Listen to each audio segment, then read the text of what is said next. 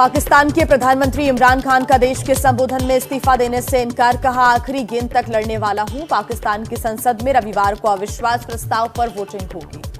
इमरान खान ने कहा, चोरी के पैसों से नेताओं को खरीदा जा रहा है। बगावत करने वाले मुल्क के गद्दार हैं। आने वाली नस्लें इन्हें माफ नहीं करेंगी। पाकिस्तानी विदेश मंत्री के चीन से लौटने के बाद इमरान ने अमेरिका पर लगाया साजिश का आरोप। कहा, 7 मार्च को आई चिट्ठी, अमेरिका ने आरोपों को खारिज किया। इमरान खान के संबोधन में पीएम मोदी का जिक्र। कहा, नेपाल में नवाज शरीफ छुप छुप कर मोदी से मिलते थे। एक किताब में नवाज मोदी के मिलने का जिक्र। इमरान खान के संबोधन पर पीएमएलएन के नेता मरियम नवाज का निशाना। कहा, साबित हो गया इमरान कुर्सी के लायक नहीं है। शहबाज शरीफ ने कहा, पाकिस्तान में लगातार संविधान और कानून की धज्जियां उड़ाई जा रही हैं। इमरान खान को पद पर बने रहने का हक नहीं। इमरान को विदेशों से फंड मिला। इमरान के घर तक में है भ्रष्टाचार। बिलावल भुट्टो का इमरान खान पर निशाना। कहा, तुरंत इस्तीफा दें। उनके पास बचने का अब कोई रास्ता नहीं। इमरान के फैसलों से देश मुश्किल में है। हमारे पास बहुमत है, हमें मौका मिले। इमरान के मंत्री फवाद चौधरी ने नवाज शरीफ पर साजिश रचने का आरोप लगाया। बोले, इमरान के खिलाफ नवाज साजिश रच रही है। इमरान खान लड़ेंगे, इस्तीफा नहीं देंगे। पाकिस्तान की संसद में कल इमरान सरकार के खिलाफ अविश्वास प्रस्ताव पर नहीं हुई चर्चा। सभी सांसदों ने कहा, फौरन वोटिंग हो, तो स्पीकर ने 3 अप्रैल तक कार्यवाही स्थगित की। 3 अप्रैल को वोटिंग के बाद इमरान का कुर्सी से हटना तय। दिल्ली के तालकटोरा स्टेडियम में सुबह 11 बजे पीएम मोदी का परीक्षा पे चर्चा कार्यक्रम। दिल्ली, एनसीआर, यूपी, हरियाणा के 1000 बच्चे शामिल होंगे। कार्यक्रम का लाइव प्रसारण भी होगा।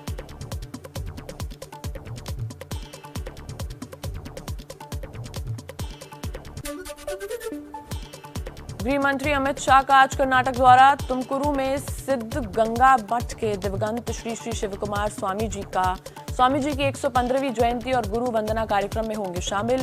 बुद्धनहली में 400 बिस्तर वाले अस्पताल का शिलान्यास करेंगे। कर्नाटक के 2 दिवसीय दौरे पर राहुल गांधी। सूत्रों के मुताबिक कर्नाटक प्रदेश कांग्रेस कमेटी की विस्तारित कार्यकारी की बैठक करेंगे। नेपाल के पीएम शेर बहादुर देउबा का आज से 3 दिनों का भारत दौरा। कल पीएम मोदी से मुलाकात करेंगे। यूपी के वाराणसी भी जाएंगे। तमिलनाडु के मुख्यमंत्री एमके स्टालिन आज दिल्ली के सीएम अरविंद केजरीवाल से मिलेंगे। दिल्ली के सरकारी स्कूल और मोहल्ला क्लिनिक का दौरा करेंगे।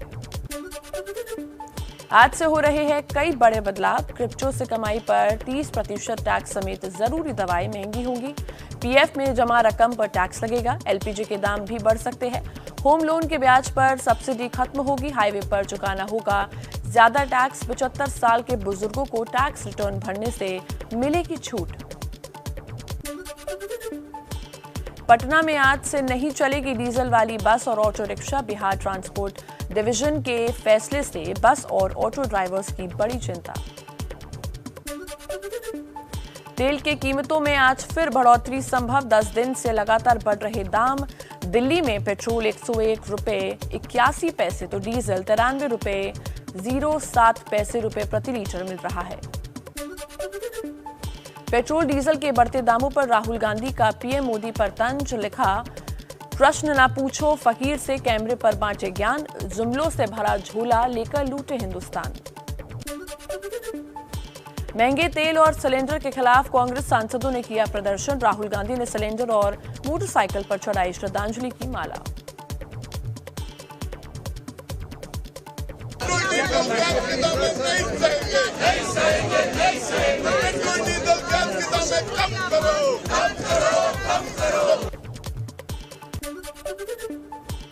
कर्नाटक के बेंगलुरु में सिलेंडर हाथ में लेकर कांग्रेस विधायकों ने प्रदर्शन किया। मोदी समेत राज्य के बीजेपी वाले बोम्मई सरकार पर भी निशाना साधा।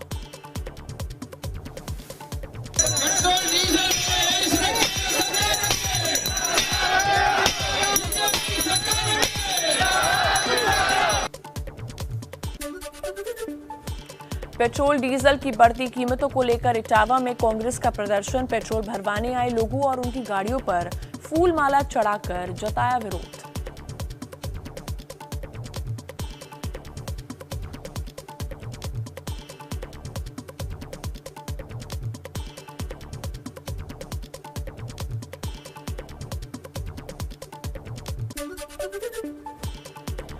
महाराष्ट्र में भी कांग्रेस में कल 25 से ज्यादा विधायकों ने पार्टी अध्यक्ष सोनिया गांधी से मिलने का समय मांगा। अपनी ही पार्टी के मंत्रियों के कामकाज से नाराज बताया जा रहा है। राज्यसभा से रिटायर हो रहे सांसदों का फेयरवेल। पीएम मोदी और लोकसभा स्पीकर के साथ फोटो सेशन हुआ। पीयूष गोयल, मल्लिकार्जुन खड़गे समेत 82 सांसदों को फेयरवेल दिया। राज्यसभा से रिटायर्ड हो रहे सांसदों पर मोदी बोले, संसद के अनुभवों को चार दीवारी से निकालकर बाहर ले जाए और फिर आएगा। कम अगेन, तो एक प्रकार से हम तो यही चाहेंगे, कम अगेन। लोकसभा में सोनिया गांधी का बीजेपी पर हमला। बोली, कुछ साल पहले लोग मनरेगा का मजाक उड़ाते थे। कोरोना काल में उसी मनरेगा ने सरकार के बचाव में सकारात्मक भूमिका निभाई है। काम के 15 दिनों के भीतर कामगारों को मजदूरी का भुगतान सुनिश्चित हो। दिल्ली हाईकोर्ट से चिराग पासवान को झटका। कोर्ट का रामविलास पासवान को आवंटित सरकारी बंगले के मामले में दखल से किया इनकार। सरकारी बंगले से बाहर हुए चिराग पासवान। दिल्ली में सरकारी अधिकारियों ने बंगला खाली करवाया। चिराग के पिता रामविलास पासवान को आवंटित था बंगला। चिराग खाली करने के लिए और समय चाहते थे। आज नहीं तो कल हम लोग को ये खाली करना था। बस सिर्फ तरीके से थोड़ा सा मुझे एतराज़ है, बाकी कोई दिक्कत नहीं है। पिताजी की बहुत खूबसूरत यादें हैं और उनका आशीर्वाद है। युद्ध के 37वें दिन मारिउपोल में रूस का ताबड़तोड़ हमला। आत्मसमर्पण की शर्त पर हमला रोकने को तैयार रूस। यूक्रेन का दावा, जल्द हो सकती है पुतिन और जेलेंस्की की मुलाकात। रूस और यूक्रेन के बीच आज अगले दौर की वर्चुअल बैठक। यूक्रेन की राजधानी कीव और चेर्निहिव में पीछे हटने के वादे से मुकरा रूस। $50 करोड़ की आर्थिक मदद पर जेलेंस्की ने बाइडेन का आभार जताया। बोले, इस मदद के लिए शुक्रिया, लेकिन रूस को रोकने के लिए और मदद की जरूरत। यूक्रेन के राष्ट्रपति जेलेंस्की का बड़ा दावा, कहा रूस डॉनबास पर भीषण हमले के लिए सैनिकों को जमा कर रहा है। सीएम योगी दोपहर के बाद अयोध्या दौरे पर जाएंगे। दूसरी पारी में पहला अयोध्या दौरा। अयोध्या के बाद सिद्धार्थनगर, वाराणसी भी जाने का प्लान है। यूपी के सीएम योगी आदित्यनाथ का बड़ा ऐलान, 100 दिन में 10,000 युवाओं को नौकरी देने की घोषणा की। यूपी के पूर्व मंत्री मोहसिन रजा को मिली नई जिम्मेदारी। योगी सरकार ने हज कमेटी का चेयरमैन नियुक्त किया। मोहसिन रजा ने कार्यभार संभाला। यूपी के डिप्टी सीएम ब्रजेश पाठक ने लखनऊ सिविल अस्पताल का औचक निरीक्षण किया। अस्पताल में खराब व्यवस्था को देखकर हुए नाराज, सुधारने के आदेश दिए। यूपी में भ्रष्ट अफसरों के खिलाफ सीएम योगी का एक्शन। भ्रष्टाचार के आरोप में सोनभद्र के डीएम के बाद गाजियाबाद के एसएसपी पवन कुमार सस्पेंड हुए।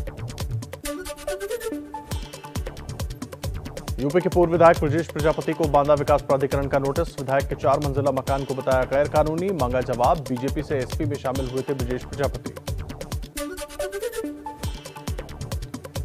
नहीं रुक रहा योगी सरकार का बुलडोजर। नोएडा सेक्टर 75 के गोल्ड सिटी सोसाइटी में अवैध निर्माण पर चलाया गया बुलडोजर। सोसाइटी के बाहर अवैध दुकानों पर भी कार्रवाई। लखनऊ में आरबी कॉलेज के मालिक की अवैध संपत्ति पर चला बुलडोजर। नोटिस देने के बाद भी 2019 से चल रहा था कॉम्प्लेक्स का निर्माण।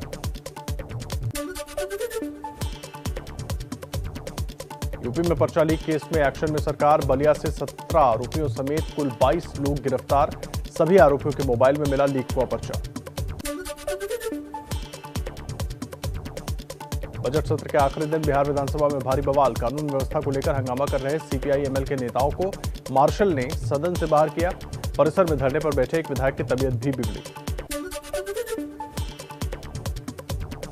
बिहार विपक्ष के नेता तेजस्वी यादव ने सीएम नीतीश पर हमला बोला। कहा, मुख्यमंत्री को मुक्का की चोट की जरूरत नहीं, वोटों की चोट की जरूरत है।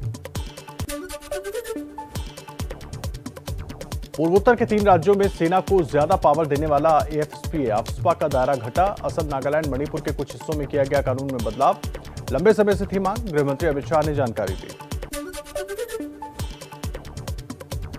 महाराष्ट्र में बीजेपी नेता देवेंद्र फडणवीस के खिलाफ याचिका दायर करने वाले वकील सतीश उके को ईडी की टीम ने हिरासत में लिया।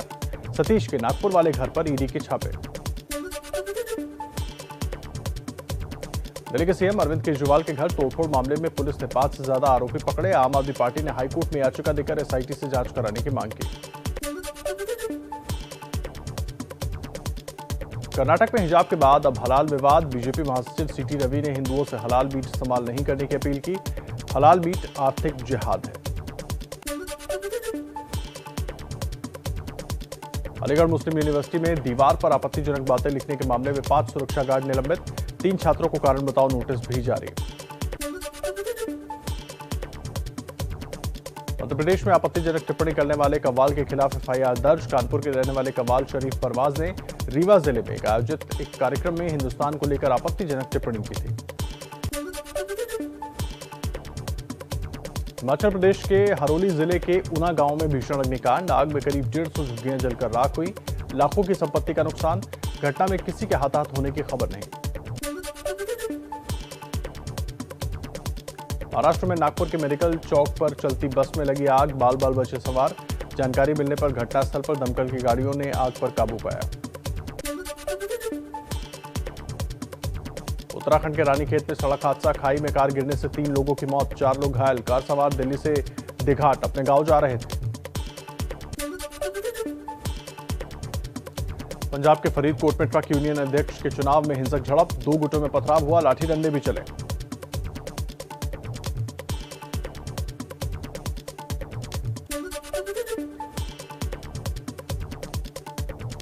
छत्तीसगढ़ के सुकमा में सीआरपीएफ जवानों ने 2 आईडी बरामद किए। बम निरोधक दस्ते ने आईडी को डिफ्यूज किया।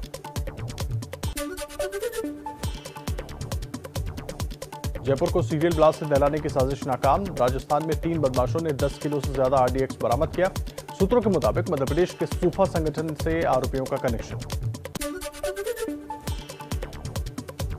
राजस्थान के दौसा में महिला डॉक्टर की खुदकुशी से हड़कंप। मरीज की मौत के बाद महिला डॉक्टर पर हत्या का केस दर्ज हुआ था। सुसाइड नोट में लिखा, मेरी मौत मुझे निर्दोष साबित करेगी।